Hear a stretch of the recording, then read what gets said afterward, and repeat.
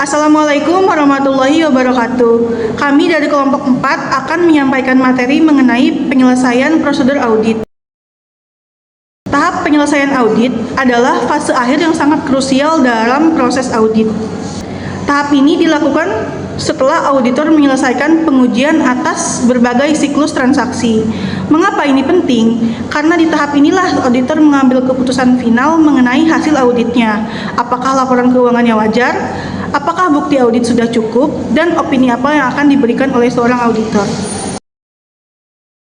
Lalu apa saja tanggung jawab dari auditor? Yang pertama adalah menyelesaikan pekerjaan lapangan, yang kedua mengevaluasi temuan, dan yang ketiga berkomunikasi dengan klien. Untuk materi selanjutnya yaitu tentang menyelesaikan pekerjaan lapangan. Yang prosedur yang harus dilakukan oleh auditor itu dalam menyelesaikan pekerjaan lapangan itu pertama itu melakukan review peristiwa-peristiwa kemudian. Jadi ini tuh untuk memastikan bahwa tidak ada data-data yang terlewat untuk dianalisis. Nah, prosedur yang kedua itu ada membaca notulen-notulen rapat. Nah, ini tuh digunakan, maksudnya berfungsi untuk memastikan bahwa informasi yang didapatkan oleh audit itu sudah benar semua. Prosedur yang ketiga yaitu adalah untuk mendapatkan bukti tentang tuntutan hukum, klaim, dan keputusan pengadilan karena ini akan mempengaruhi pada laporan keuangannya. Nah ini itu perlu banget ya.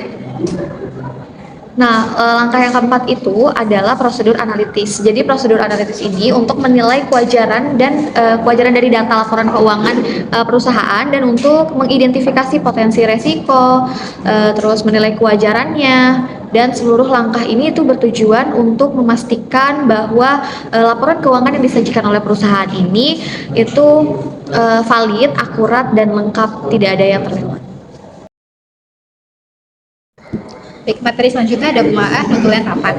Notulen rapat para pemegang saham, direktur, komite resmi lainnya dapat berisi hal-hal yang secara signifikan berkaitan erat dengan audit yang dilaksanakan, misalnya otoritas pengeluaran obligasi, otoritas pengeluaran saham baru, otoritas pembelian kembali saham sendiri, otoritas pembayaran dividen, dan otoritas penghentian jenis produk tertentu. Lalu selanjutnya mendapatkan bukti tentang tuntunan hukum, klaim, atau keputusan. Dalam ASB mendefinisikan kontingensi sebagai adanya kondisi, situasi, atau jumlah keadaan yang tidak pasti, baik bersifat menguntungkan maupun menguntungkan. Ini meliputi ada pertimbangan audit, surat pertanyaan audit, lalu juga ada pengaruh jawaban terhadap laporan auditor. Baik, terima kasih. Selanjutnya saya akan menjelaskan mengenai materi menghimpun surat reputasi klien. Pada tahap ini, auditor akan menghimpun surat reputasi klien, yaitu pernyataan tertulis dari manajemen yang menjadi bagian penting dalam proses audit. Surat ini diperoleh sesuai dengan standar pengauditan dan digunakan sebagai dasar pendukung dan informasi yang disampaikan oleh manajemen. Auditor mengandalkan surat reputasi klien ini untuk beberapa tujuan.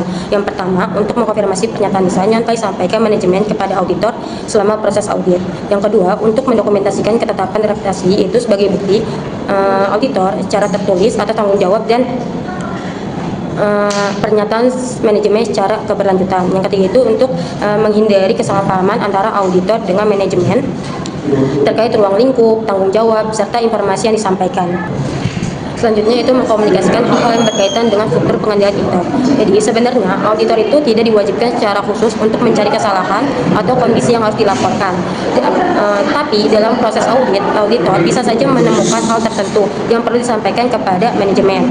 Temuan tersebut dapat muncul dari dua hal. Yang pertama dari pemahaman auditor terhadap unsur-unsur sistem pengendalian intern atau SPI dan yang ada di perusahaan. Terus yang kedua itu dari pelaksanaan prosedur audit baik terhadap saldo akun maupun transaksi. Baik, selanjutnya prosedur analitis komprehensif.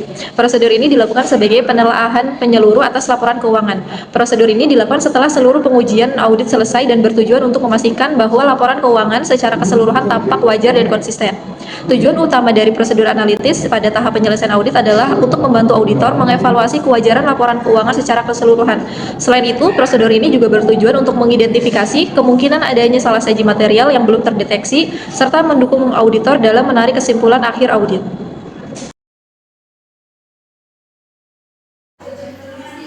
Berdasarkan laporan keuangan PT Segus tahun 2017, kami berpendapat bahwa PT Sukus ini untuk opini auditnya itu wajar tanpa pengecualian. Dengan temuan yang kami temukan yaitu yang pertama itu ada anggaran. Perusahaan belum menggunakan anggaran dalam menjalankan kegiatan operasinya. Yang kedua yaitu ada audit internal.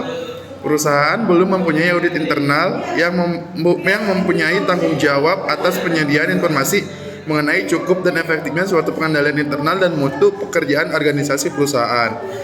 Yang kedua yaitu uang kas. Dari hasil perhitungan kas terdapat selisih antara kas secara fisik dengan kas di buku kasir. Yang keempat yaitu penagihan piutang. Pemberitahuan bahwa piutang telah dilunasi hanya dilakukan secara lisan oleh kasir kepada bagian administrasi piutang. Karena bukti penerimaan bank BPNB dan daftar piutang ditagih DPD diserahkan langsung ke bagian akuntansi.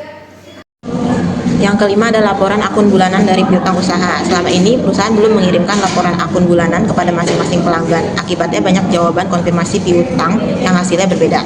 Yang keenam ada perangkapan tugas, yaitu kami melihat adanya perangkapan tugas seperti salesman yang merangkap sebagai pengirim barang dan kasir besar. Kas besar yang merangkap kasir kas kecil juga.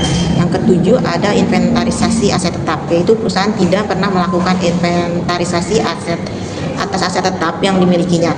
Yang terakhir ada prosedur pembelian. Dalam melakukan pembelian, bagian pembelian tidak melakukan seleksi pemasok.